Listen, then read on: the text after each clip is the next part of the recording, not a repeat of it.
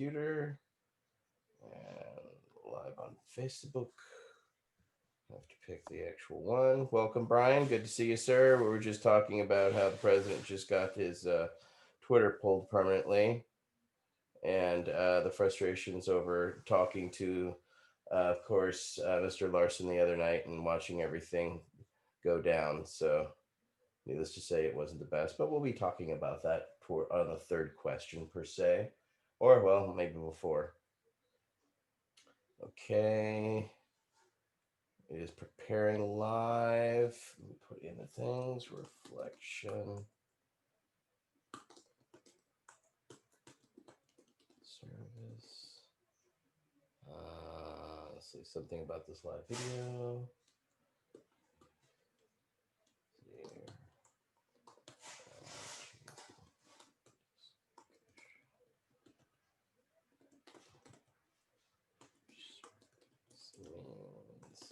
To us. All right, we can edit that later. Up. All right, I'm pressing live, which means it's going to be about 5 seconds. About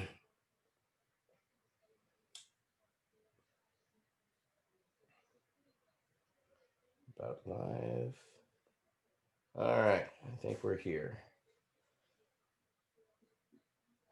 Good evening, everybody. Thank you very much, and welcome to our V.A.C. Roundtable today. I want to thank Council members George Armstrong, Rico Pereira, and Brian Buckley for being here tonight to start our discussions. Others may pop in as we have this discussion. Tonight, we're discussing our reflection of service. Each one of us have served in the military, and we're going to discuss what it means to us. We had a very special discussion this week with a World War II veteran, Mr. Jake Larson, and we were present for that on Wednesday. And if you have the opportunity, please go to our Facebook page for the Veterans Action Council, or of course, our YouTube channel will be premiering that as well on Saturday nights, as well as this will be premiering on Saturday night. So we're basically going to start the discussion tonight on what does your oath of enlistment mean to you? Each one of us, it has its own meaning, as well as what you feel about it. So who would like to start the discussion?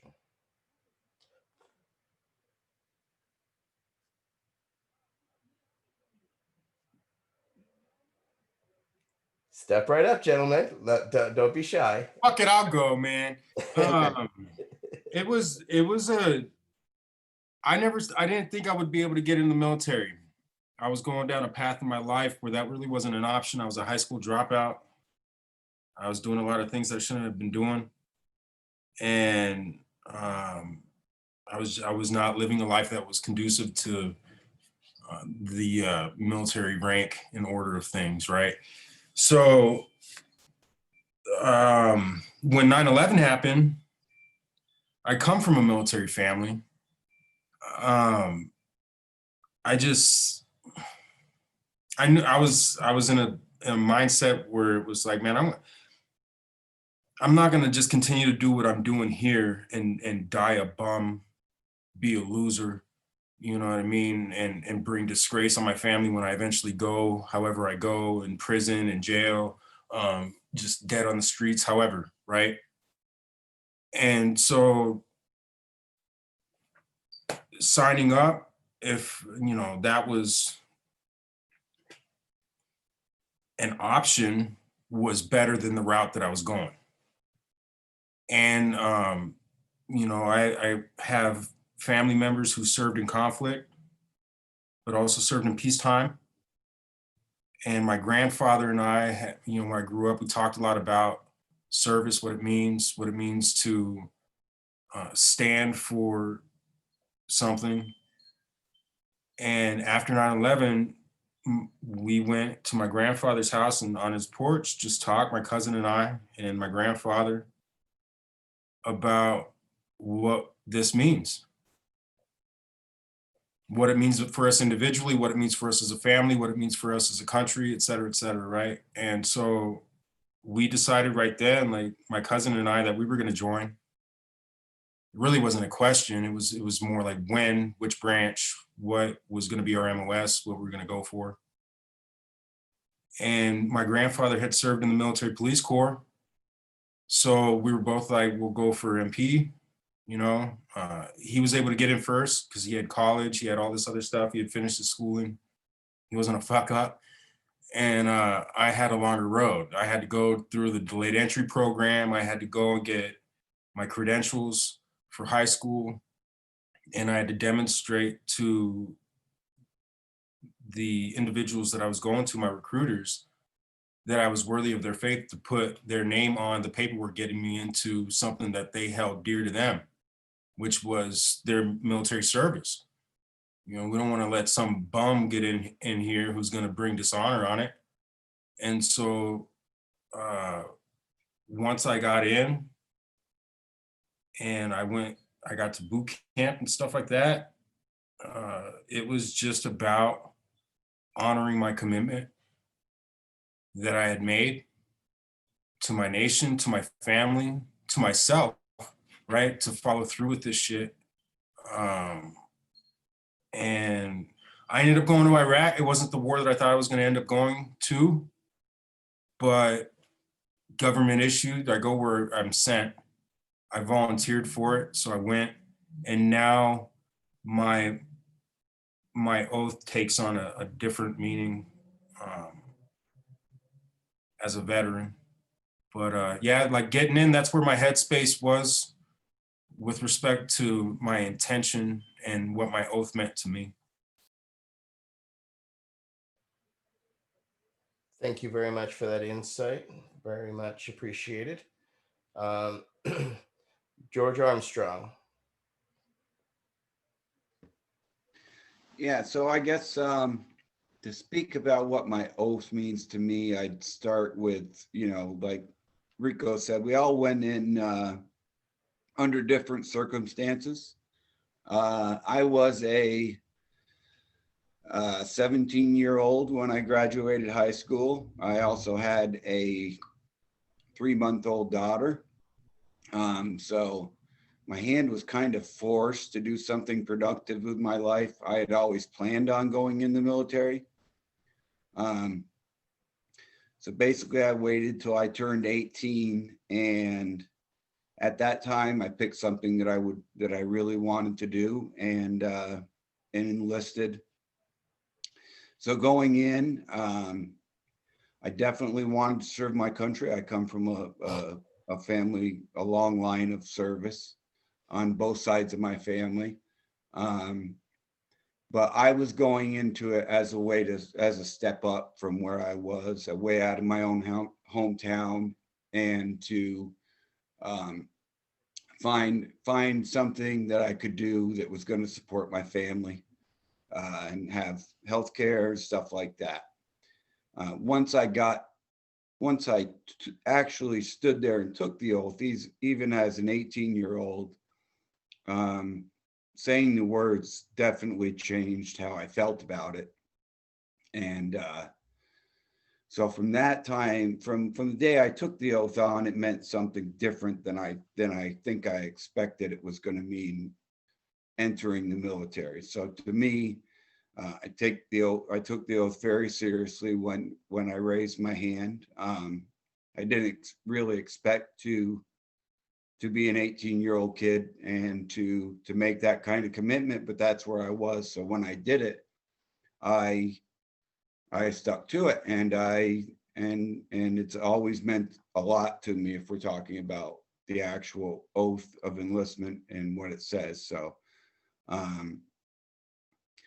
yeah, I don't think that that in any way means what I thought it was going to mean to me. I expected the military to be something completely different than it was. In the end, I think we probably all do, but that's what it ended up meaning to me exactly what it says. I took it really seriously. But at the beginning, that wasn't what I expected it to be. So that's what I would say on that. All right, we're gonna go over to to Tony Landry. What does your oath of enlistment mean to you? Yeah, what it meant to me was is a big honor, to raise my hand and solemnly swear to uphold our Constitution. It's something as back, like Rico was saying, my grandfather was in the Navy, and so it's kind of a patriotic family, uncles and grandfathers in the military. So it was just a exhilarating feeling when I went to sign up, and when you actually have to raise your hand and swear and realize that you're leaving everyone that you grew up around and felt comfortable, and family and friends and everything. You're just leaving that behind is a pretty big step.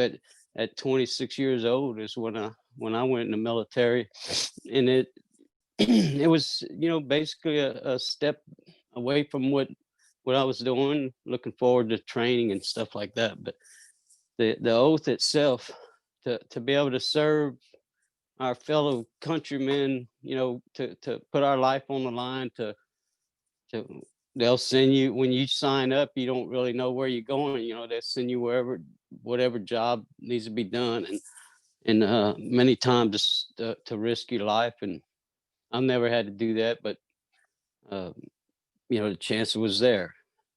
We all take it when we sign, so it's a big thing. It means a lot. It's not something you take lightly when you raise your hand, sign it on that paper, and leave everything behind. It's pretty monumental thing for me. But I'm honored. I'm honored to this day, and I know my family and everybody around me is honored that I did it. So thank you.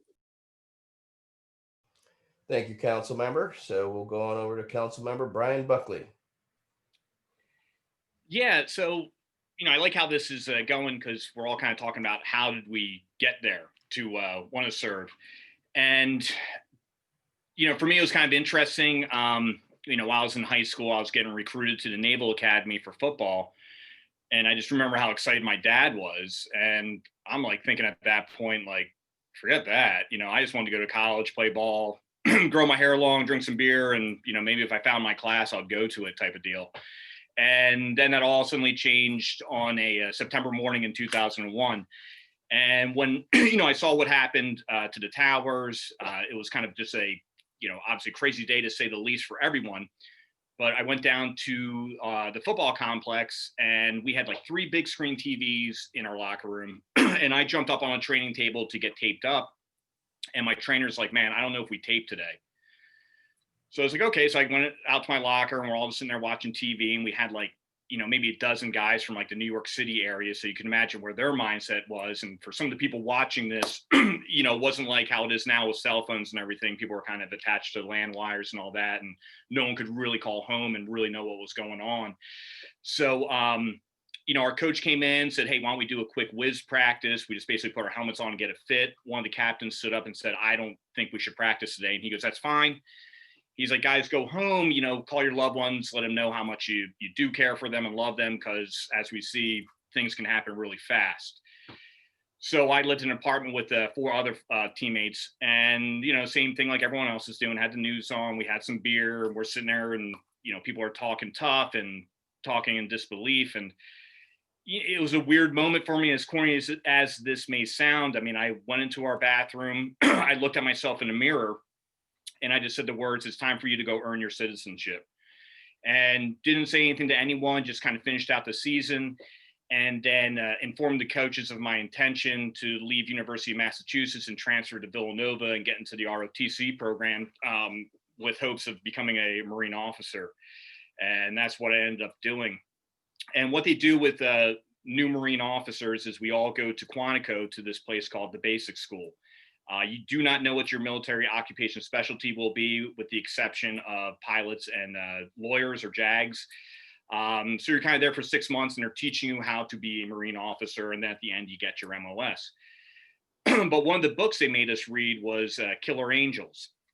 And there was a great quote in there, and I'm not gonna have it exactly, but it was from General Lee, and he talks about, to be an effective officer, you have to love your soldiers. To be an effective commander, you have to send the thing you love most in life to its ultimate demise. And they talked to us about our oath, and they were like, during your oath, one of the things you say is, the president of the United States is giving you a special trust and confidence. And they're like, do you know what that is? And we were kind of like, to go do whatever we had to do. They're like, no, they're basically saying you have a special trust and confidence that you can send, in my case, my Marines, to a position where they might die in order to accomplish the mission. And that always sat with me just very heavily, as it should with any commander, whether you're an officer or senior enlisted or what you may be, an NCO. And, and that really helped craft my leadership style of how I conducted myself in combat. I would never put my men in a position that I was not prepared to put myself in. And I would always try to lead from the front and maybe put myself in positions where maybe it wasn't a smart thing for the officer to do, but I just wanted to help inspire my men and let them know, hey, I'm here with you and I'm not going to ask you to do anything differently. And that's just how I kind of, go through the rest of my life is, I want to try to lead from the front, and I'm just not going to talk a big game. I want to follow it up. And what's very important to me on that part is, you're only as good as your people are great. And if you surround yourself with great people, you're going to do amazing things and are going to make you look good. And I've just always been blessed and fortunate to have that. And, that oath, it reminds me every day of it. And to be honest with you, I actually had my oath, and I'd always keep it in my breast pocket, no matter what I was doing, just as a reminder of what my duties were to my men and to this country. Thank you very much. Appreciate that. For me, I came from a poor family, but my uncle had served in the Navy.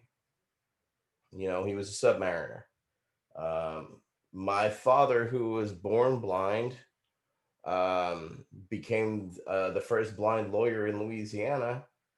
Couldn't get a job because he was blind. So he actually tried to join the military. And they're like, sorry, you can't put one down range properly. You have to have you got to shoot down range effectively. That's kind of the reality. And they're like, no matter how good you are as being blind, you're not going to hit the targets the way that we need you to. So they sent him home. Well, I was raised by my stepdad, and my stepdad was of the World War II stoic that I had no idea he served because he never spoke about it. I was made aware of it, but until I found the medals, I didn't know what it meant. And I kind of always viewed going through the military as kind of a rite of passage for myself. I always realized that growing up in rural Louisiana, there's nothing. There's a whole lot of nothing except working offshore or welding. So besides that, there's a lot of trouble you can get into. I had friends getting in crashes and drinking because still at that time, the age of 18, it was legal for you to drink in California. So, pardon me, in Louisiana. So straight up, we were drinking, we were in bars at 16, but of course I had been well through my alcohol phase by 18. And by the time I graduated high school, going to a bar was really no big thing, but people did it because that's just what was the social atmosphere. And then friends started getting accidents and getting paralyzed and getting into trouble and getting arrested. And I found myself working for a con man who conned me into all kinds of work. And then one day just disappeared, left me his copy of How to Win Friends and Influence People. And inside the back cover of the book was the list of all his aliases, including the last one he used with me, which was David Duryea. So I had a kind of a realization that I was stuck in nowhere. About the only job I could get was literally taking the job as the greeter at Walmart in the town 9 miles away. That was pretty much the only job I could get once I had washed out of the oil field. So I found myself in West Virginia, and I liked the college. I had just enough credits off my SATs and stuff to get into the college there at West Virginia, but I had no money. So I went down to the recruiter and started talking to the recruiter, and they wowed me with that $3,000 signing bonus. What? How much? That's money. Of course, they don't tell you that it's given in certain installments, and we tax the living shit out of it each time. But it's a bonus, kid. So I joined then. It was 1988. I joined. The walls were coming down in Russia. I mean, pardon me, in Germany. So the Russia had collapsed. So the last thing I thought is, oh, I'd ever see combat. I'll just join this local artillery unit, ride my 4 years, because 18 to 22, I figured there's no apprenticeships, there's no jobs I could get because we're really shitty at it here in America now. There's no factories for me to work at or to go actually learn a trade. I have to figure out something, and there was really nothing. So it makes sense for people who are like me, who are poor, want to go through college, is join the military so that you get your GI Bill. So I figured, hey, what the hell? I'll take the chance. And I remember I'm blind in my right eye. I had to go through 3 ophthalmologists to get the okay. And so, I remember going through that and being nervous. And, I took my ASVAB test and did everything, and everything seemed to go well. And then I remember that morning standing there in Pittsburgh, Pennsylvania at that station, and they're like, okay, here's your papers. Here's what you are. Here's what you're going to be. Come on over and let's stand and raise your right hand. And wow, did everything hit me like a whole ton of bricks, sort of in the sense of, oh shit, there's no bullshit after this. Once I do this and say this, I'm fucking locked ass for 4 fucking years. End of story. Of course, not including basic and AIT, of course. Which, of course, they don't tell you at the time. But, it doesn't count as your service. What do you mean it doesn't count as my service? It's sir. No, I'm sorry. That's not how things work here. So I remember, I remember raising the right hand. I remember everything about the oath and how prideful I was. But I didn't realize how heavy it was going to hit me because foreign and domestic has really, really weighed upon my soul of that oath that I took. Because like some of y'all, I didn't serve in my war in my country. I served my war in another country, thousands of miles away, at temperatures none of you would want to be in, and in a place where some of us unfortunately had to exist for a particular time.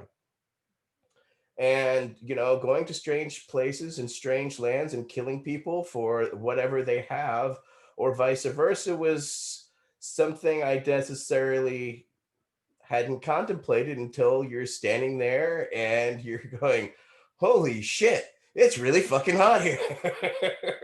Oh, I'm really, really here. Oh, that guy really just squatted and took a shit and wiped it with his right hand and just flung it and walked off. That really just happened. Okay, all right, this is happening. So it's one thing to say the oath. It was another thing to live that oath, and realize, I remember 6 months in, you'll all love this one, guys. It's 2 a.m. I'm standing somewhere holding an M16, guarding an godforsaken piece of land somewhere on a military base somewhere. And no one's coming. No one's coming to check on me. and it just starts pouring rain. No shelter, just cats, dogs, just dropping, just pouring rain. Can't leave. I can't leave my post. I leave my post, I'll get caught. You know it. As soon as you do, can't fall asleep, you'll get caught. You know, it's just one of those realities, and it just always brings me back to that oath and that oath that I took. And I remember sitting there and just screaming at the sky, just yelling at myself and being kind of angry with myself. Like, what the fuck have you done? Why the fuck are you here? What? No one's coming. No, you're not going anywhere, but you can't go anywhere because you signed on that fucking dotted line and you raised your hand. So you got to just shut up and fucking take it. And I just remember just yelling at the sky, fuck you, I don't want to take it. And, you know, there I was standing there taking it. Because that's just how it is when you sign away your life to the government and they own your ass. And you don't really know it until they tell you that, and then they court martial your ass and you get your fucking money taken and you lose some promotion. You're like, apparently I can't do that. There's very painful repercussions because it costs a goddamn lot of money when you look at the amount of money they don't really give you, and the amount they will take from you, wow, is exponential. So that oath was something I was prepared for, but it is also something I wasn't prepared for. But I understood that once I put my ass on that line and I signed that dotted line, I had to live with that decision. And so I realized as I took that oath what I had, I just didn't realize what I was going to be going through. And that's the reality of the military. You have no idea when you sign up and what you get into, where you're going and where's your adventures taking you. It isn't until the end and it's over that you know what actually happened. You know, we had something we created over in Iraq. We called it the I Don't Know Club because we don't know when we're getting new rations. We don't know when we're leaving. We don't know when we're staying. We don't know anything. All we know is we don't know anything. So the oath meant everything to me, you know, because it's that final signature. It's your ass on the line forever and you're responsible for it, which means you have to perform for it. And I realized that, you know, I had to perform. End of story. So it was a real obligation. And yeah, it felt like play until you actually raise that hand and then it all gets real. So I'm going to go over to our last council member to discuss on what does your oath of enlistment mean to you? And that'll be Mr. Michael Kravitz. Michael? Yeah, I'm here, man. Just was moving and I'm putting my glasses back on. So I can actually see to hit the button to start the video. Okay, now I'm here. Yeah, you know, what you were just saying really makes me think a lot about the relationship that, you know, we had and have, I guess, you know, in a way with the U.S. military, but certainly the relationship that we had, the active duty relationship, really develops over time. I was thinking back a little bit. I don't remember quite as well as you do, but I do remember the time. I remember I went to Newark, New Jersey to raise my hand and take my oath of enlistment. And I remember it being pretty serious right at that moment. I was a kid that grew up in a place, you know, Fair Lawn, New Jersey. It was a town that, I don't know, it's just a kind of a crossroads little suburban town, but it was very close to New York City. And I remember a lot of my teachers had really incredible life experiences, and we learned a lot about the Constitution. I think that, you know, there were people there that had real social conscience and wanted to make sure that we understood the war we were coming up in. And we learned things that I would later in life learn that a lot of kids didn't learn so much, and increasingly less over time as well. However, I knew about the Constitution. I knew, you know, when I was swearing that I was going to uphold the Constitution and defend against foreign and domestic, you know, that really, that hit me right on the spot, man. I didn't have to wait for that one to hit me. But over time, this relationship, I think, the one place where the relationship really hit home for me, where it kind of solidified, I truly understood this maybe finally, was in Guam, USA, where America's day begins. Half a day, Guam, USA. For the Navy people there, they get special duty pay for being on board a ship. They get the same pay being on the island as they do on a ship. Air Force, we got regular land-based pay. We didn't get any extra pay. I thought that wasn't fair. But Guam, USA, right on the equator, you get burnt in the sun. I mean, if you think you've been out in the sun and you've gotten sunburns easily and quickly, if you haven't been that close to the equator, you really don't know what it's like. And we would have these guys that would come from Florida or they'd come from wherever, and they were hardcore, outdoor people and used to the sun and stuff. And we'd warn them, cover yourself up. Don't, wear lots of sunscreen. Don't do it.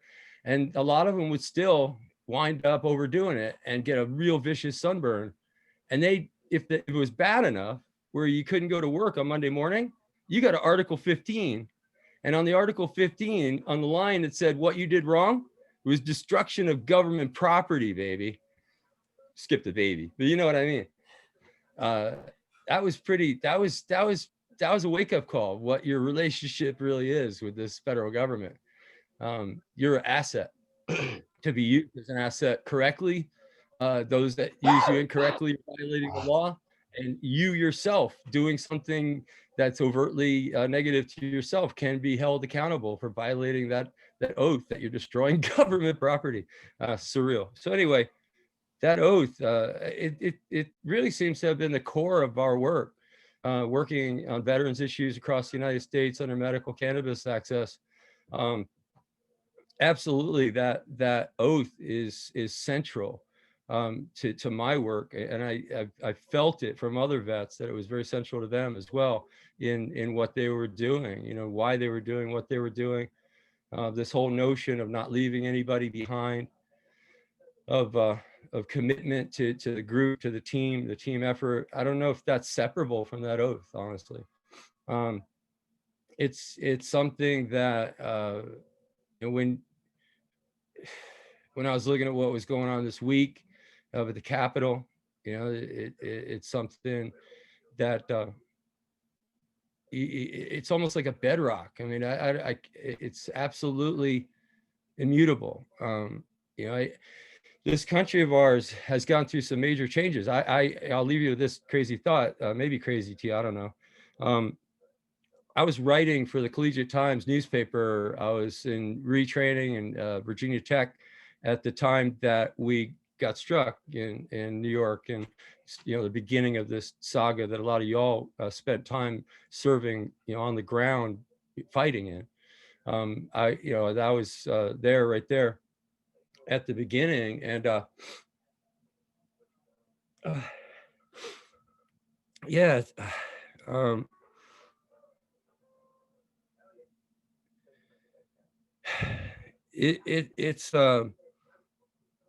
it's difficult to go through a time period like that. It's difficult to go through a time period like this. But what happened there, it was strange. It was right at the beginning of this, kind of reaction that the government was having, and they're starting to throw around this term Homeland, and talking about creating an Office of Homeland Security. And this is a crazy thought. I went out on the internet, and this was kind of a young internet in those days, and I looked up Homeland and Homeland Security. I looked up all these terms, and I wrote an article about this concept, because something about it just didn't feel right to me. We're a nation under God. We're a group of people that came together, actually took away the land from the people that lived here under a theory that we all could work together, including the people that lived here, with a common vision, a common goal as a nation that was not tied to ground, not tied to dirt, not tied to place. It was tied to a concept that's completely driven by our Constitution. And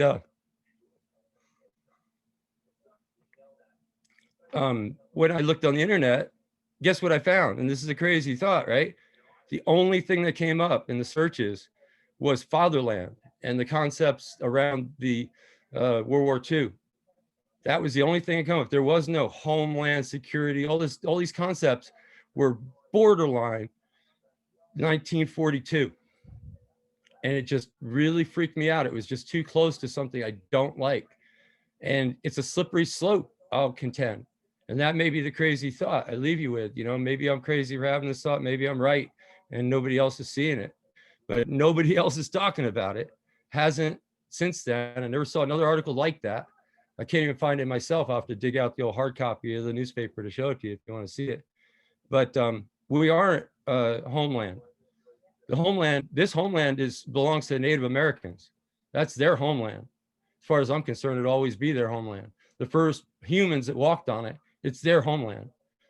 And we're visitors, guests, joined together under a common vision that all people are equal. And those are concepts that are really important and increasingly important, and we're getting further and further away from them. So anyway, don't know that that's what you expected. I'm not sure that's what I expected to say. That's my piece. That's your piece. So thank you for sharing your thoughts and from the heart. That's it resonates with us all.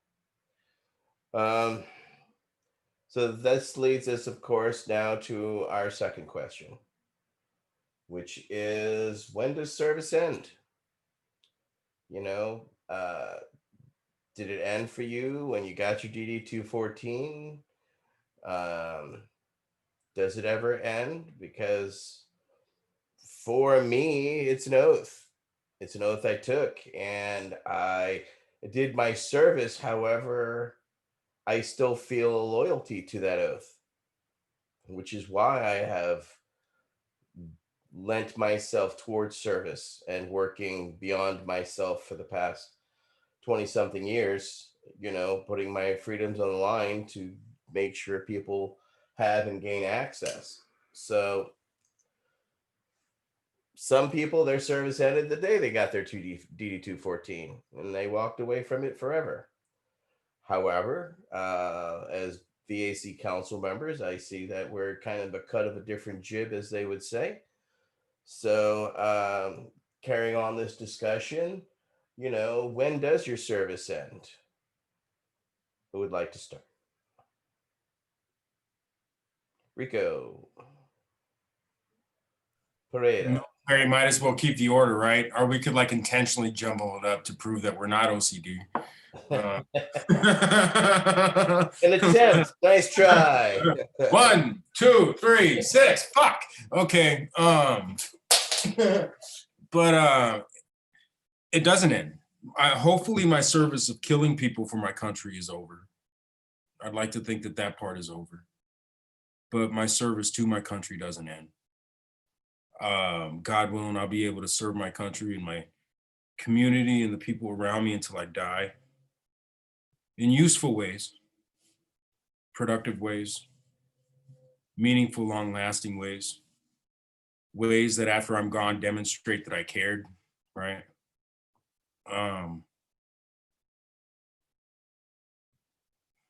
It doesn't end.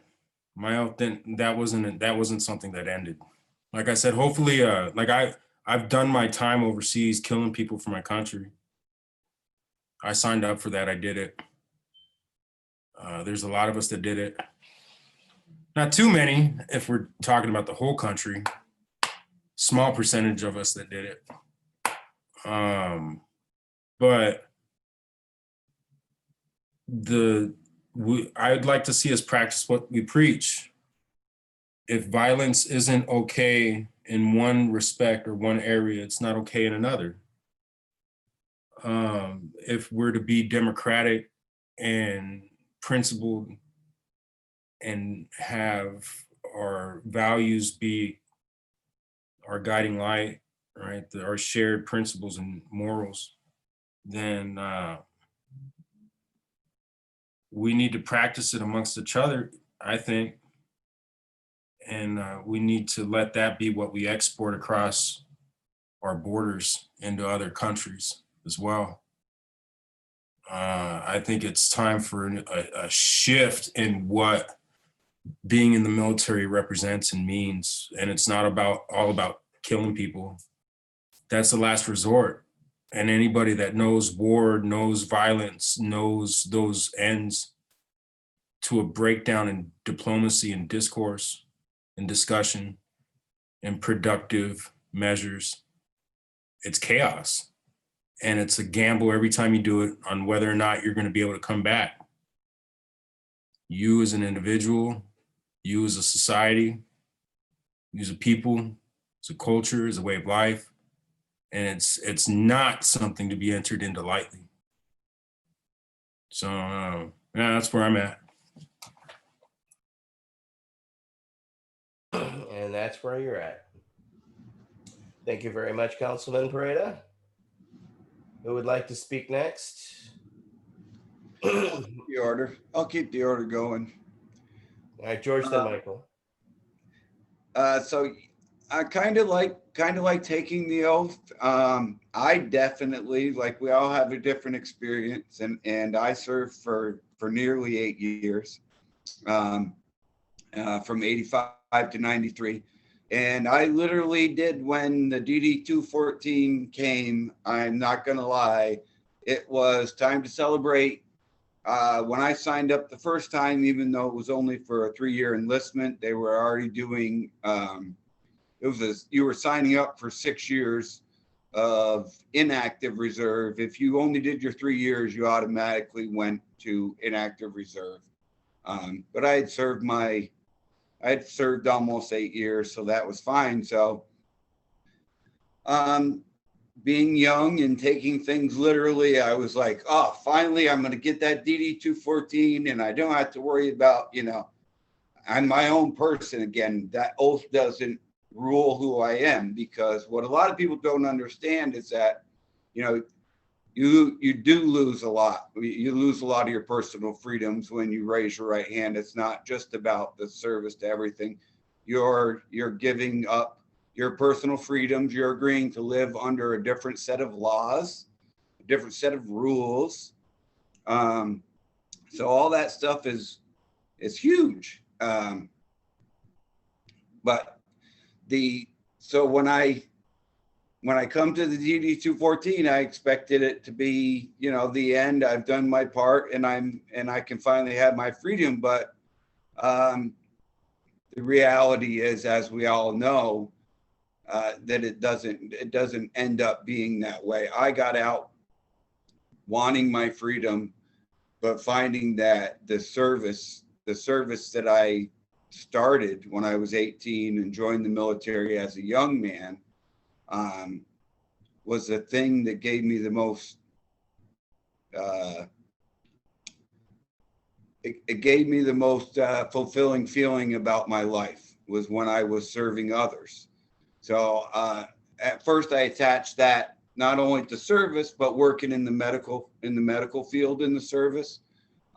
So I went out in the civilian world and tried to search out for that feeling kind of in the and thought that would be, I could just go and do that. And years later, when I was trying to find recovery from a lot of different things, I realized that service was, my service to my country could be an important part of making me heal myself, to go out and help other people. So when I think of service, I think of a naive kid who thought, June 10th or whatever it was of 1993, I can finally set my wings free and I can go do whatever the hell I want, and Uncle Sam won't have his finger on me. But when the reality of it came, I think just like the reality of the oath. I mean, when I spoke it, it was hard, and I think both Etienne and Mike spoke to it as well. The reality when you take that oath, I think for many of us, no matter what you thought it was going to be prior to that, the immediate time of taking that oath weighs heavy on you. And I think most of us in this group carry it along with us. And by serving that oath for the time that you're in the service, I think that you come to learn in life that it continues, like Rico said, it doesn't really end. Your date of service ends. You get a DD 214. You have fulfilled your contract. You've done what you said you were going to do for the government. They've paid you every month and done what they said they were going to do for you, and hopefully give you the care you need. But that was a contract that I felt I was done. And just like most things in life, it's not black and white. It's kind of a gray area, and I was wrong. So that's what I would say about service. Thank you very much, Council Member. Council Member Michael Kravitz. Yeah, you know, I pretty clearly remember when I was in the service that I thought it was just like a clean line in the sand. You know, you had this, everybody had, I had a cartoon that somebody drew for me, you know, me breaking my shirt and the buttons flying the day of my separation above it, you know, and it's just unbelievable amount of thought you put into what you're going to do the day after, not the day after that, but the day after. You you got it all planned out, right? And then you realize you can't get back in the shop to see your old friends. You can't even get on the base, you know, your cards are, you know, no good anymore. It felt like a big club that I was part of that I wasn't part of anymore. That crushed me a little bit more than I expected, leaving the base that last time without my ID card. And having an ID card that, you know, basically like a driver's license wouldn't get me very far to try to get back in. And but service for me was gradual. It was very gradual. I started in Nebraska, and I don't even remember, I remember why, but I can't remember how I got connected with these guys. But there's a little veterans outreach group in Omaha, Nebraska. That's where I was after service, coming out of Offutt Air Force Base in Omaha, Nebraska, home of the Strategic Air Command, literally the very central spot on that big map, Cold War map that you see in the museums, you know, for the whole world, you know, the biggest target on Earth, where the nukes are all pointed at, you know, other than NORAD, which I suppose they would have tried to pound out of existence. But my dad, his best friend's son, was exposed to Agent Orange in Vietnam. And I kind of tracked his saga, even though I wasn't really doing it consciously. I think I was really tracking his saga, all the little bits and pieces of his story that I was getting secondhand from my dad. And he was actually not just any vet that suffered this horrible circumstance. He was one of the key vets that fought the government to get respect and accommodation. He finally,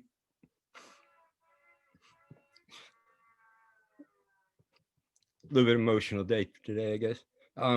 He finally succumbed to the Agent Orange, but not before making inroads towards getting the federal government to move. I guess in a way, that's what started. Damn. In a way, that's what started my activism. Something that couldn't be done, and it was done by a fellow vet. And I don't know. That's definitely why, but I don't know how I got hooked up with these guys. But I was there stuffing envelopes at a veterans center in Omaha. Did it for a while, just the oddball little activist thing. And then it was many years disconnected before I found my way back to that kind of cycle. I went, got retrained was going to retraining, as I said, at Virginia Tech, and I picked up just as a sideline, this normal chapter that was there. And I revamped the normal chapter, and I used the normal chapter as sort of a on-the-job training to learn about all these different things that I had met these people that were working on national drug policy reform in the drug policy reform community, working on this new concept called harm reduction. All mind-blowing stuff for me. I found it fascinating. Found it fascinating that I could use all these resources, that I could use the college's resources, the movement's resources, and do things like we did info tables down in Jacksonville, Florida. right next to Jack Harrer. We shared a info table, Jacksonville MFest. And we did info tables at the Cannabis Cup in Amsterdam, Netherlands. And we helped pass Prop 59 in Initiative 59 in Washington, D.C. We brought up busloads of kids from Virginia Tech to hand out information and work the polls and literally help, do that initiative. Just really, really fascinating, interesting stuff. And then school faded out for me. I just wasn't able to keep up with it. Honestly, my disability got the better of me. I had good enough grades. I could have always gone back to school, I'm sure I could go right back now. My listed grade at the time I left was a 4.0 average. So they would take me back. But the thing is that I just couldn't handle it. But the activism didn't seem to bother me. I could do it on my own time, an hour a day, 15 minutes a day, 10 minutes a day. I don't know. It's almost like, support a kid in Africa, it just costs pennies a day. Anybody could do that, and that's kind of where I've been at. I've been slowly working at it. And you guys know the story, but just quickly, I worked my way up to national activism and was working with these guys that from Penn State Normal that got this idea to create a new entity called the Marijuana Policy Project, and worked with them and helped them set that up and helped them make that productive. And through that, we wound up making a presentation at the United Nations in 1998. And that was my first time that I actually got up there and started talking as a veteran. This is my story, my veteran story. And that there's a direct line between that and the VA marijuana policy, as you know, the history of it.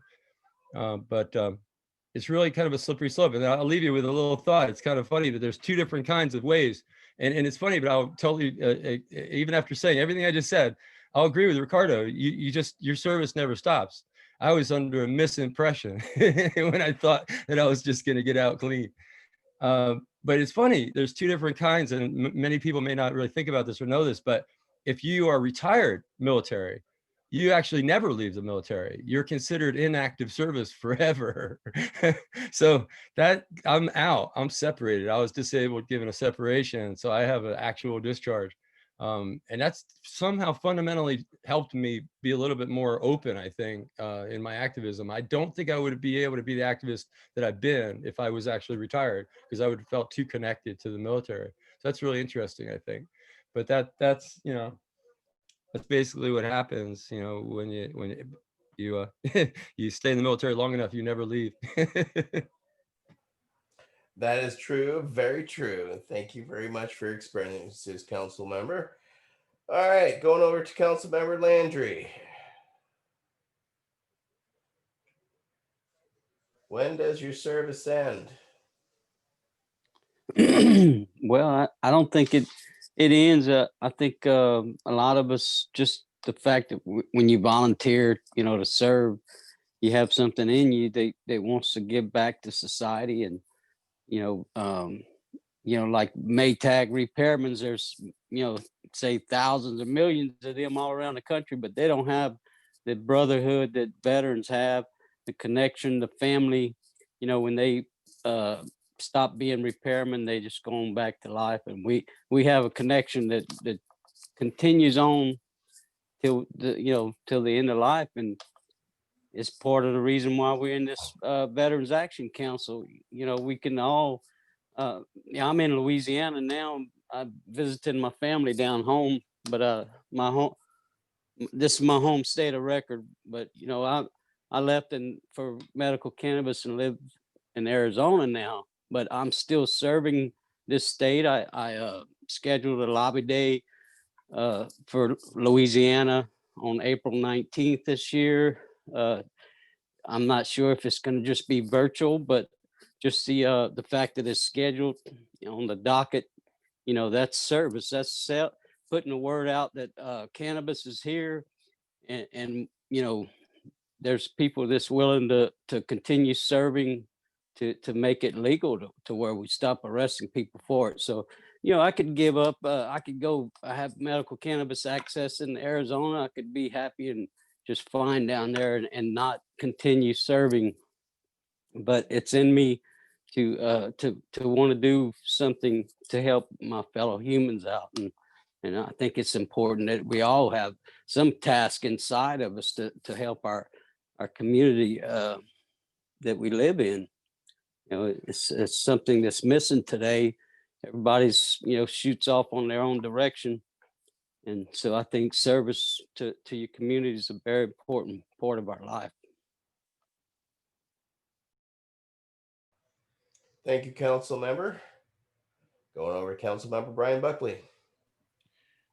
So about 2-3 years ago, I had the opportunity to speak at a high school my nephew went to in Pennsylvania, and it was I think it was like a just war course, and you know we started getting into a lot of things, and they asked about, you know, do you think we should have a draft, or should everyone have to serve in the military? And I said, no, I'm totally against a draft. Now, obviously, if things happen to an extent where whatever it may be, I mean, it is what it is. But I was like, there is something to be said for selfless service. And what's amazing, if you really look at it, and Rico was kind of hitting on about, you know, the percentage of people who have served. I mean, it's literally 1% of our nation's citizens raise their right hand and go into the military. I mean, you veterans are 1%ers. And, you know, I think there is something to be said, like, you know, maybe after high school, before, if you want to go to college or whatever it may be, you know, doing something with the Peace Corps or something, and just kind of getting out in the world to kind of experience it. I definitely think we need that now. Very much over the past, you know, couple of years, I've been thinking this, to really appreciate this experiment called America, and how precious and how fragile it is. And, you know, to me, to kind of circle around to, am I still serving? You know, I know in the Marine Corps, you know, we had a saying, you know, leave the place better than when you found it. Now, obviously in combat and stuff like that, things go boom and blow up and, you know, whatever.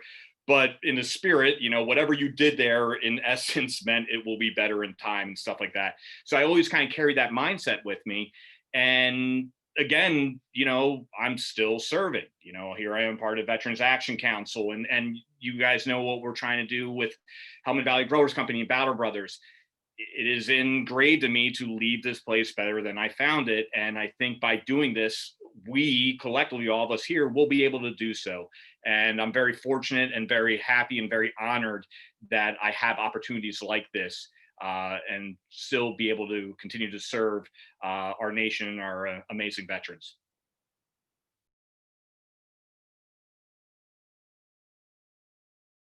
And you do a great job of it, needless to say. So for myself, I thought my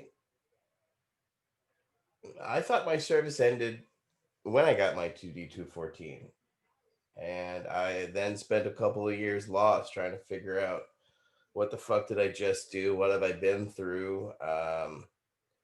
And you know, I had a dichotomy between the National Guardsmen I served with, who felt great pride in what we did, and I had a lot of shame in what, you know, in some of the things that we did, and nobody wanted to confront or deal with that.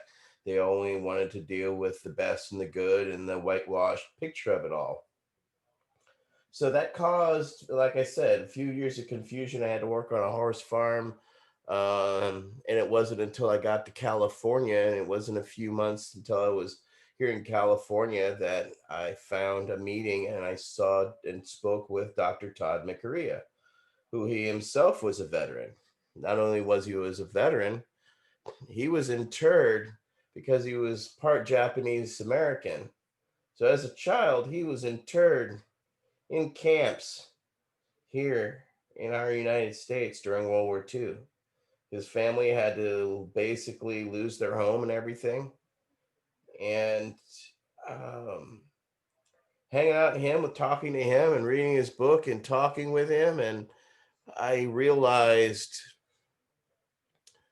that I had to get involved. I didn't know why. It just felt like just something compelled me to get involved with that organization, the Cannabis Action Network, and to plug in. And just like Michael, you know, I just showed up and just started by they were like, hey, we have a phone call list. We're going to do this event. We need people to come out and start flyering. So can you make phone calls? And so they asked like 5 of us, and 4 people were like, I don't know. Well, I had worked in telemarketing, so I'm not afraid to jump on a call and sell you. What we were doing back then was cold calling you at dinner time with the Oakland Tribune, or as we call it, getting cursed out over dinner time. Basically, everybody's like, "What the fuck you doing calling me during dinner? Let me go, give me your number, and I'll call you." So I learned to be a little bit fearless on the phone. So I just started making phone calls, and then they're like, "Hey, we need to start stuffing some mailers." And then they're like, "Hey, California Normal, we need to all get together over at this guy Dennis Peron's house, and we're going to compile this newsletter and mail it to all the California Normal people." Okay. So, I started going over and hanging out, and what are they doing? They're passing me joints, the best fucking weed I've ever fucking smoked, and just putting this shit together. I wasn't paid a goddamn thing, but I realized that I was the richest I had ever been. I was working for free, but I felt like $1 million fucking. I was having an experience I could have never in my life paid for. And I was in the service of other people. And it kind of slapped me upside the forehead. And I fed the addiction.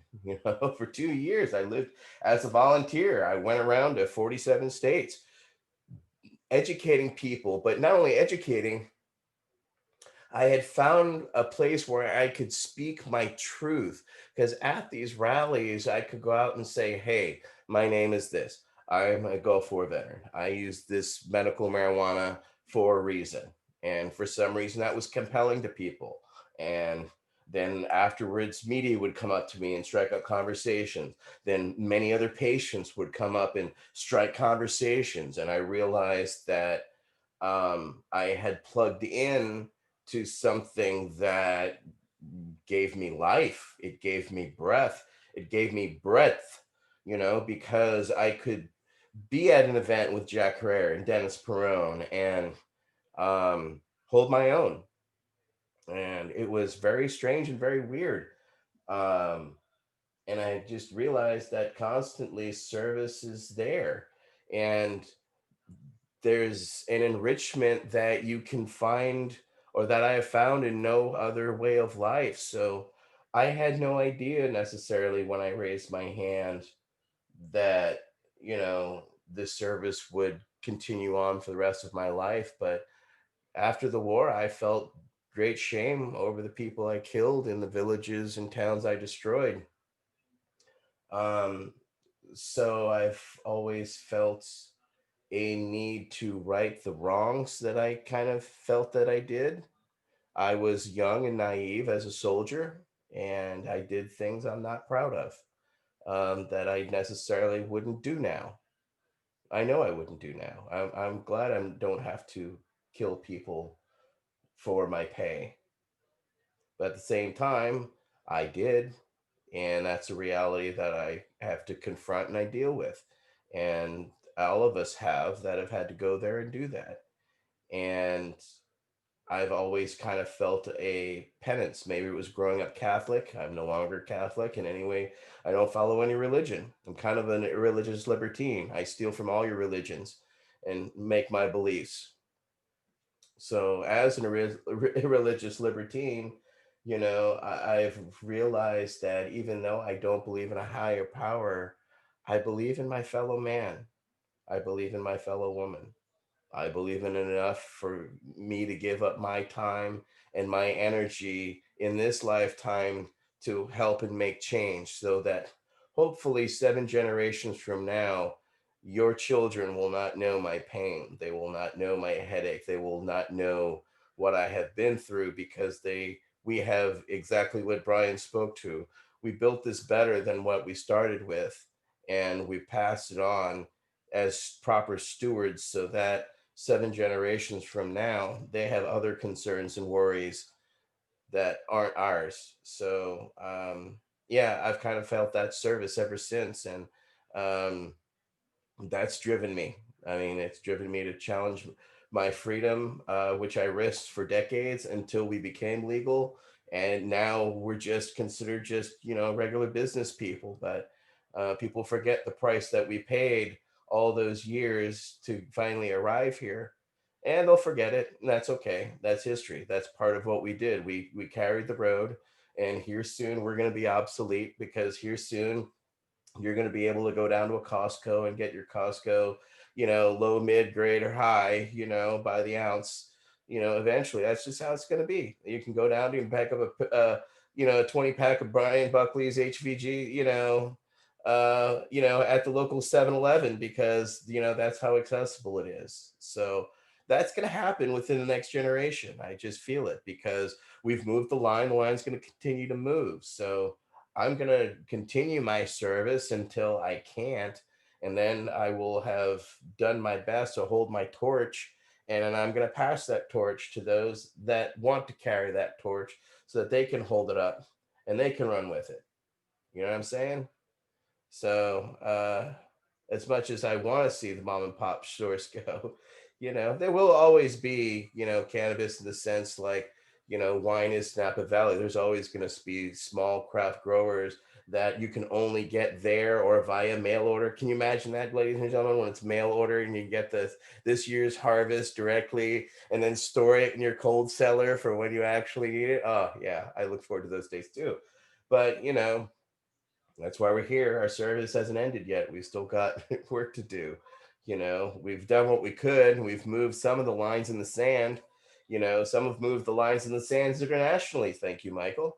But at the same time, we're not there yet. We're better off yesterday. We're better off this year than we were last year. But we got to make next year better than this year, right? So that's a step. So I'll get off my soapbox, because we had an amazing experience this week. Many of us got to sit down and listen to a very special gentleman by the name of Jake Larson. He's a 98-year-old Army veteran of World War II. And needless to say, an amazing character. I got to lead the discussion, but I want to thank all the council members that were there. Needless to say, was humbling. It was to me, I absorbed a lot from him. I hope to be 1/10 as lucid and as ready to be at 98 as that gentleman was, because the discussion was not only vibrant, he had structured it and had his whole breakdown. So if you have not had a chance yet, please go back and view that video. It is quite an educational one, and one that also we did while all and every single one of us were looking over our computers to see on the news an actual violent insurrection of a mob storming the Capitol building in Washington, D.C., a building that I have lobbied with back in '94 with Dr. Todd McCarea and Dennis Perone. And to see these people while having this most beautiful discussion with this gentleman who laid down his absolute love for our country, showed his American flag and how much he loved our country. And to sit here and know that he is not seeing what we are seeing, I had tears kind of coming out of the side of my eyes, and I'm glad y'all couldn't see it, because I was really upset. I loved listening to him and everything he had to say, but to sit here and try to communicate with him while watching a place that I have been to multiple times, and to see it absolutely trodden over disrespectfully. Um, People died, more people than Benghazi.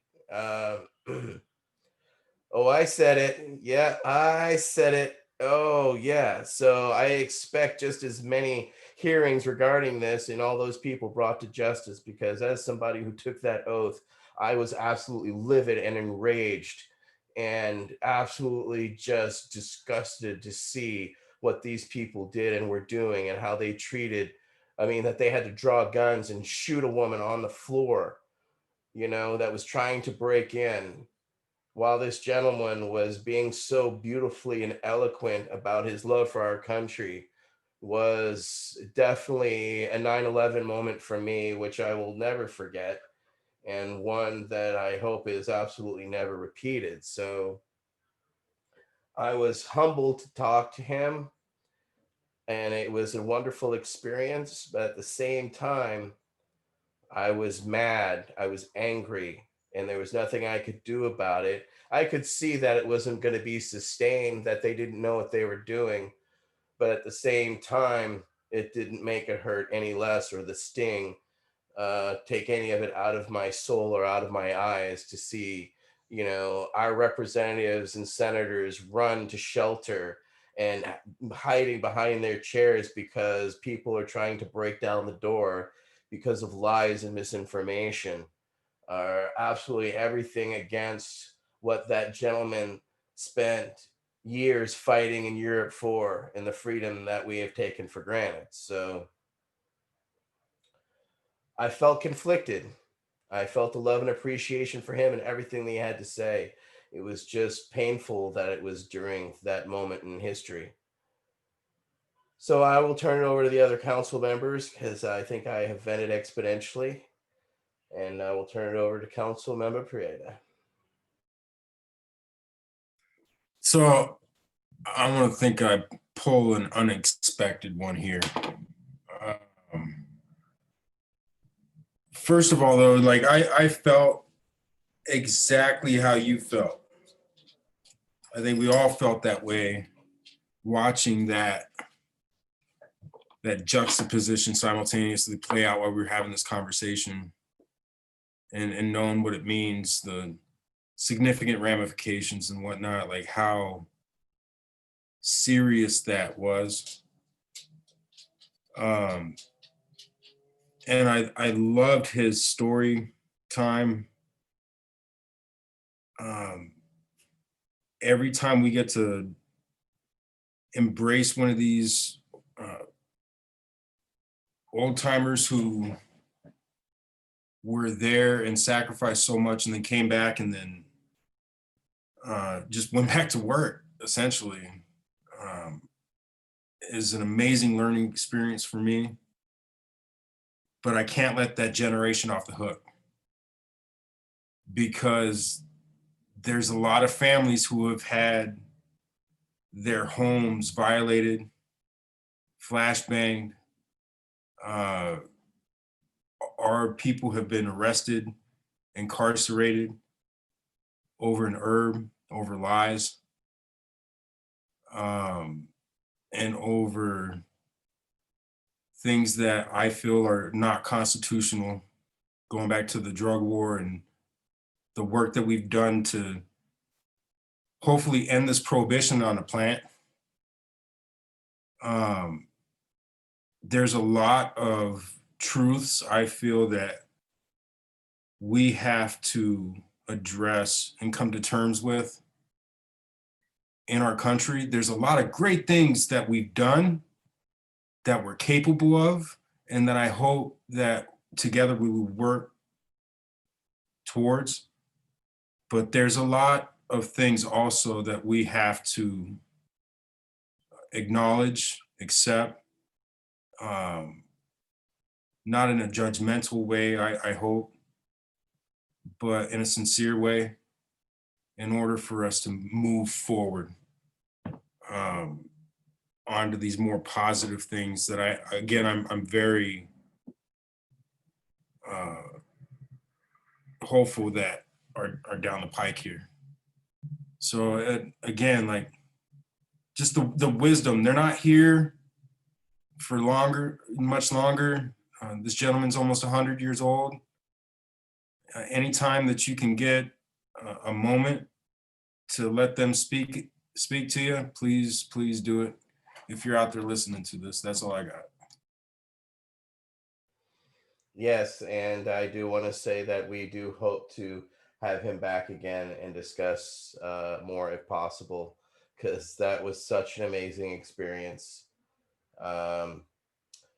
Councilmember Armstrong. All right, so I would love to talk about Jake. What an amazing guy Jake is. I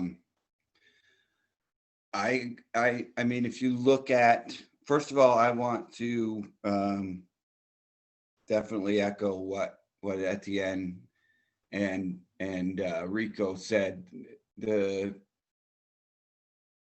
reality of listening to this gentleman literally pour his heart out for how much he loved his country after listening to his stories. And having that in the background was something that I'll never forget, for sure. I'll never forget that moment. And it was heart-wrenching. But I loved talking to Jake Larson, the veteran and the person. I'll be grateful that it happened on that day, because I'll never forget him and the positivity that I was forced to listen to on the audio, instead of the TV that was behind the computer. So I'll always remember that. And Jake was, what I'll remember from Jake is that he was so grateful for everything that he was given. And that generation, yes, they've dealt with a whole different, their war was different than ours. Their generation was different than ours, and they certainly dealt with everything when they came back. And they're fighting a separate war. But we have so much to be grateful to the generation that fought in World War II. And sitting and watching the gentleman, I realized my grandfather was 40 years old when he served in World War II. He had also served in World War I, actually, when he was a teenager.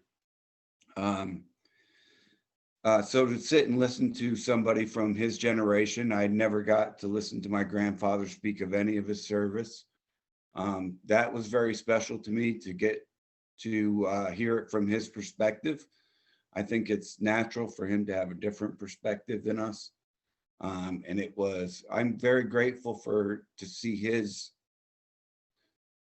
the way he looks at the world as someone who's 98. And I really think he made it to 98 because of the way he looks at the world. And I really urge anybody who wants to just see how powerful it is to be a good person who serves his fellow man, how life just continued to give back to him. So it was very emotional for me. And so I'm kind of at a loss for words for Mr. Larson's stories. I don't want to, honestly, the stories themselves and to watch him recall names from 50, 60, 70 years ago that were right there is amazing. And I think that the message we should take from it is hope, regardless of what was going on, or maybe exactly because of what was going on the screens behind Mr. Larson. I was really proud to be in the presence of someone. Our generation and nobody behind him is ever going to be able to look at their service and their country quite the way World War II veterans did. It was a completely different war. And I honestly hope that his family let him go and take a nap afterwards, and that he did not have to see that, because it was truly heartbreaking to see a person who loved his country that much watch it in the background.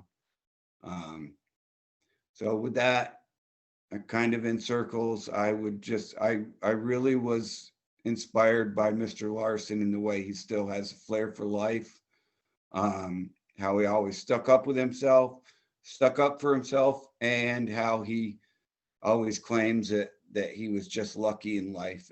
But the truth is that he was a good person, so life kept giving back to him and it's gave him a beautiful full life. And it was my honor to sit and listen to him talk. Agreed on all points. Council member Michael Kravitz. Yeah, man. I actually was stuck trying to get my truck fixed. Wasn't able to participate, and actually, it's been so crazy I haven't actually even reviewed the video. I was part of the conversations, and got heard from Robert enough, so I feel like I kind of know a little bit about Mr. Larson's history and all. And I just find myself with a lot of things to say actually about this. First of all, just about elders and just about our place of elders in our world. I feel like saying something about it. And it struck me, I guess, many years ago. I remember saying this to someone many years ago, and it sort of stuck with me ever since. But I did a comparison sort of between how we deal with our elders here in sort of suburban America and how they deal with their elders in like a tribal setting. And we have our elders basically in a nursing home, and it's under someone else's care. They're not even in our immediate area, in able to be accessed on a routine basis, even many of us. And the parents underneath this in the structure are often out at nightclubs or with friends doing adult things, while their children, the older children, the teenagers, are out with their friends doing teenager stuff, which may involve going out and partying and going seeing movies and whatever. And then the younger children are with another outsourced model, a babysitter. And you compare that to a tribal setting where the little children are learning from the older kids, who are learning from the parents, who are learning from the elders. And the elders are taking the drugs, not the little kids who are taking the drugs in our setting. Little kids are taking drugs out behind the high school with no supervision, with no real guidance on how to take these hallucinogens and everything productively. Where in their setting, the elders are taking these things with great experience and care to learn and pass down this knowledge to the other generations. In our setting, the little children are learning from their parents or watching them, deal with their elders, and they're learning from all this setting. All that knowledge is just thrown out in our world, and we give such disrespect to our elders. It's I just feel like saying that, stand alone, because it just really strikes me that in our I don't know what Western world, I don't know how to capture it best. It's not everywhere in the world, but certainly in the world that I know of, and the one that I grew up in, the one that I see around me in the United States. Certainly that's been the case, and I actually on Wednesday, it didn't really hit me. It didn't really upset me that much what was going on in the Capitol. It was just so understandable because the president had gone out earlier to do a photo op, if you remember, at the church across the street from the Capitol, and cleared the square with tear gas, and that was way over the top. And having the tanks there pointing guns at the Black Lives Matter stuff was over the top. So, going under after going over, there's a kind of a natural thing to happen. And then on top of that, you have the president himself ostensibly in the crowd. There was a chance that the president himself, he said to his crowd that met, that he would march with them. So, having all the security between there and the Capitol, having the, notion that this is the president's people, he may actually be with them in the crowd, certainly would cause them to act differently when they started overstepping the barriers little by little. But seeing it through someone else's eyes, and it just strikes me that I don't know if I ever would see the world correctly. I try to have like poet's eyes. I try to be wide open. I try to see stuff, but it does strike me that often I see things more clearly through others' eyes. And it was Kenzie Ribulay, our partner over there in Barcelona, who's helped us so much at the UN on cannabis stuff. And he was freaking out. He was losing it. And looking through his eyes, it really upset me. And then there's another guy, this Lawrence O'Donnell, I think his name is, one of the reporters on TV these days, does little soliloquies and little pieces with cobbled together news footage and stuff like that. And he captured something that would probably be the most upsetting, I'm guessing, to our guest this week. Because in that crowd, and the symbolism again of this didn't quite catch me until he called my attention to it, but in that crowd of people that attacked the Capitol, broke in, caused people to die and killed people, there were people with rebel flags, first of all. And think about the symbolism of carrying a rebel flag. It's one thing to have a rebel flag on one side of your pickup truck and a, Make America Great flag on the other side of your pickup truck, away, whatever, and a keg of beer in the middle. I don't know. That almost seems fitting somewhere in America. But having a rebel flag inside the Capitol after breaking into the Capitol is a visual we don't want to have. And then on top of that, there were a couple of people in that crowd with Nazi t-shirts. One with a thing that said 6 million killed in Nazi Germany in the Holocaust was not enough. We need to kill more Jews. It was an abbreviation, obviously, for that. And then another one was, I forget even the code, but it was another Nazi reference. So having Nazi references on t-shirts inside the Capitol after breaking in and taking over the Capitol is a visual I wouldn't want him to see. I wouldn't want him to see it. And I belabor this, so I don't want to go out too far on a soapbox either, but I watched the media try to digest this, and I feel like the media and the powers that be, the Congress, the Attorney General's office, the FBI, all these lettered agencies, I think that they've gotten it now, and they're calling this an insurrection. And the folks that broke into the Capitol are domestic terrorists, and they've locked into this, and this is the way it is. And that first person to breach that window, that one wrong window to break through on an internal window where you were actually breaking into the internal chamber where there were senators and House Representatives members on the floor with plastic bags over their fucking heads, hiding from bullets flying. The first one to breach that window was a female Air Force veteran. And I watched her get blown back out the window by a shot to the center core, and she was dead. That was the first death right there on the spot. And that she was an Air Force vet pumped up by this lunatic fringe. And this is public free speech. This will be the last thing I'll say on this, but this is free speech, okay? Free speech stops where it is no longer true and hurts people. That seems to be the clearest line. Always the fire in the theater. Well, what's the fire in the theater example? The fire in the theater isn't that there's a fire, because if there's actually a fire, you're the hero that helped everybody get out. No, it's the person that yells fire in a theater when there isn't a fire and causes panic and people to get hurt because there isn't a fire. And when you get up there and you make fraud claims again and again that the country's being stolen from you, that you need to have a revolution, we need to take back the country, to a bunch of dumbasses that believe that shit, from a dumbass that's too stupid to realize saying that shit can have consequences, this is what happens. And that is not free speech. That is inciting violence and insurrection. It is treason. And they're all culpable, including the president. And he's going to find out that he can't pardon himself, and that pardoning other people in the commission of a felony won't float. And I'll leave it at that. Testify, my brother, testify. Love you, love you, love you. Council Member Buckley. Yeah, so speaking with Jake, it was just tremendous. As I mentioned before, I tell people, if you ever have the chance to speak with World War II veterans, really take that opportunity to do so, because it's just not going to mean a lot to them. You're just going to be so glad you did it. Sadly, as life goes, Jake's 98, and that's a very long life, and we're losing a lot of World War II veterans daily.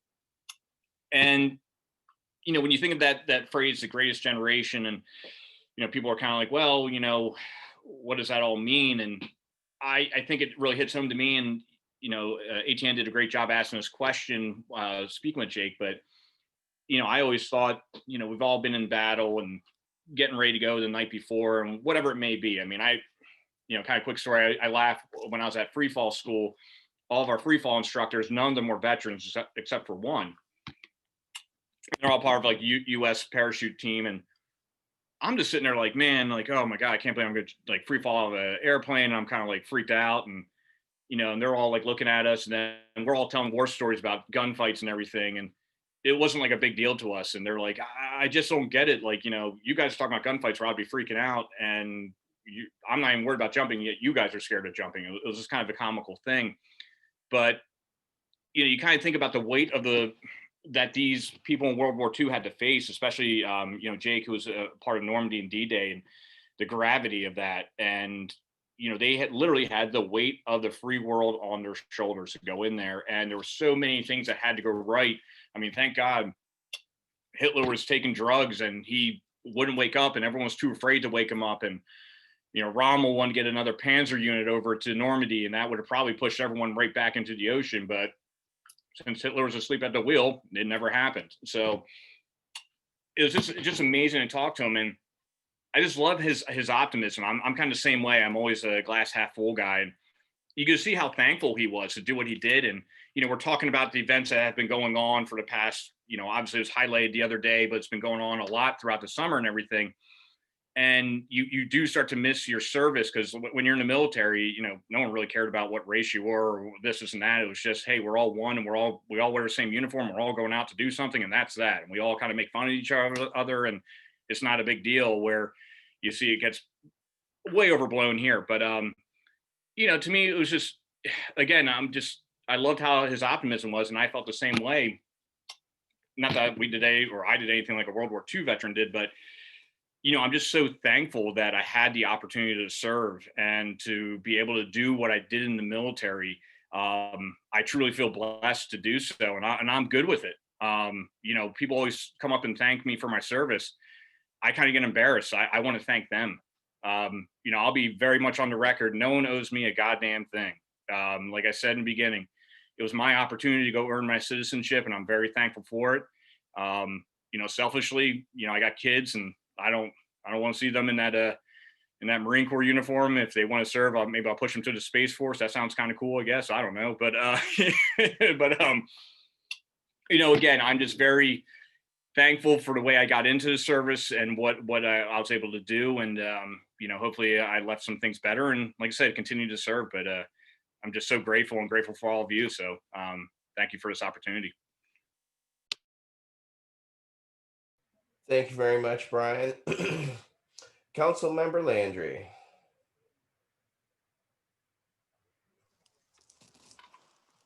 Yeah, I was on the road traveling when I didn't get to watch that video yet of Jake. I look forward to it. Yeah, I'm not sure what we were talking about. Tell me, get me back on track with the wrapping it up here. Well, we were talking about how it felt to speak with a World War II veteran and what you learned. So apparently you learned nothing because you heard it. No. Yeah.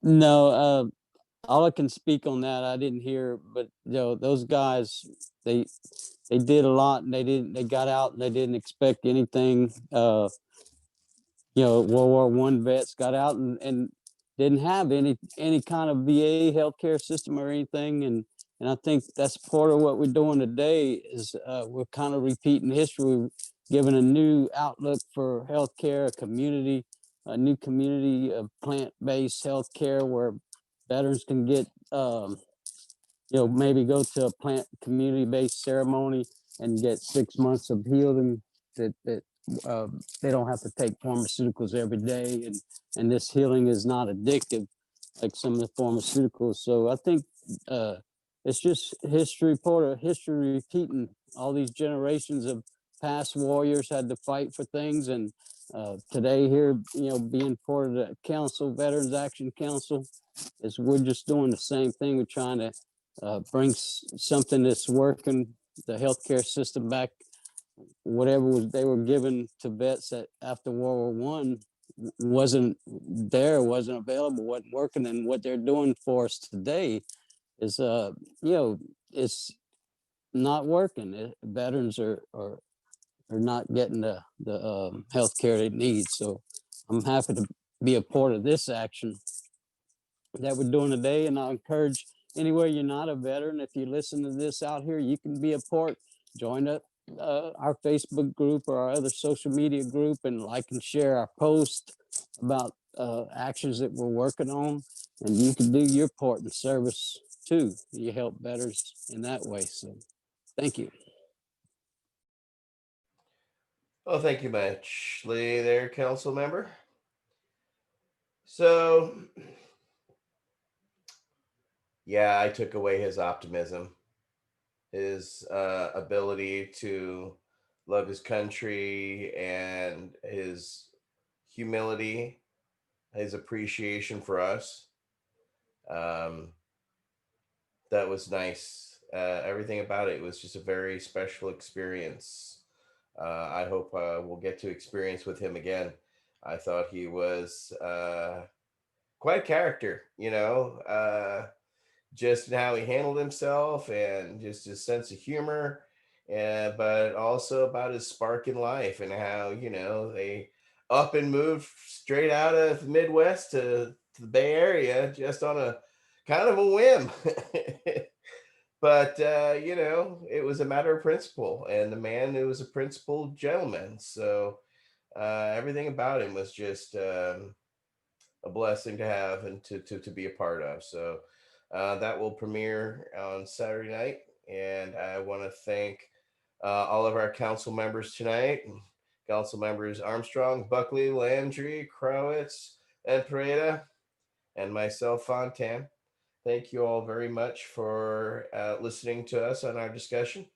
And this will air after the uh, YouTube premiere of the gentleman, Jake Larson. So that will also be up. So please give us a like and a share, and go and like our Facebook as well as our YouTube. We appreciate everybody. We appreciate all of your council members and your service, as well as all of your discussions and what y'all have brought to the table. Each one of y'all are special veterans, as well as have unique experiences that we all can learn from and enjoy. And I enjoy these times together in these discussions, and I have a great respect for each and every single one of you. So thank you for joining the discussions, and we will see you all next week. Thank you very much.